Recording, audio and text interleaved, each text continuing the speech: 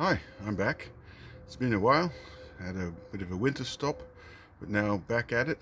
And I'll just start off with where I left you at, more or less.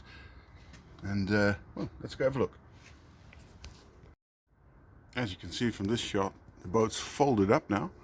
It has a float along the side of the boat, just sort of tucked in under it. And sticking up quite a way is a new beam. This looks, yeah, it fits well and everything works. I primered it, just give you a bit of a walk around. And you can see the top of the new float with its trampoline rail and the attachments. Let's hope they're strong enough. My idea is that they would catch less waves because they're all fore and aft, so they'd cut through the water. But with so many of them, it's probably not going to help that much, let's be honest. But oh well, it's worth a try, I think.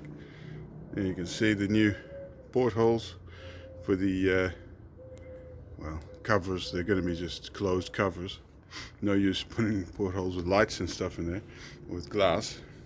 You can see some rubbish still in there, but oh well, I think it turned out pretty well. You can see it had some, it suffered under some condensation the last round, so this is going to need some extra epoxy anyway and primer, but other than that it's all rock solid and attached to both ends to the original beams.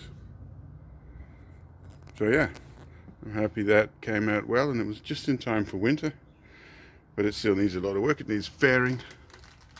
I can see, if you can see the bottom, nah, not really well, can you?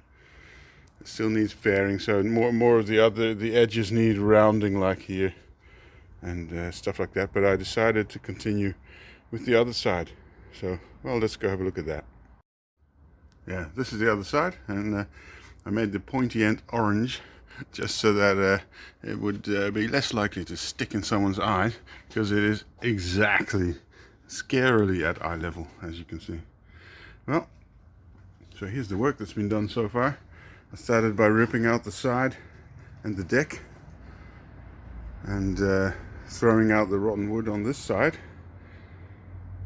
So, and I just replaced it with new stringers, which I scarfed in, and they're just held in place temporarily with some screws, which I will remove, because I do not believe in screws in wooden boats, at least not wood epoxy. They just get in the way, add nothing, and provide a pathway for water to get in there and rot stuff. So I really hate them. A lot of the damage that I found in the original boat was due to screws where water had come in and really, or nails, and it had done more damage than good.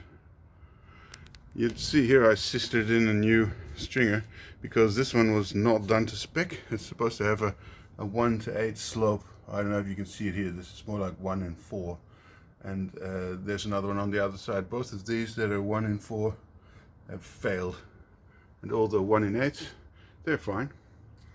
So yeah, lesson for whoever's watching and wants to build boats. When they say scarf 1:8, please do it. Now the other side, I don't know if you've seen it already, but it is gone. Really rotten out completely. These bulkheads look worse than they are. I tested every bit of it. I'm not leaving any dubious wood in here. Don't worry about that. But this other side of that is gonna have to go, all of it. So it's a lot of work. Well, yeah, I hope you aren't dizzy yet with all my zooming and looking around, but hey, I hope to see you next time. Goodbye.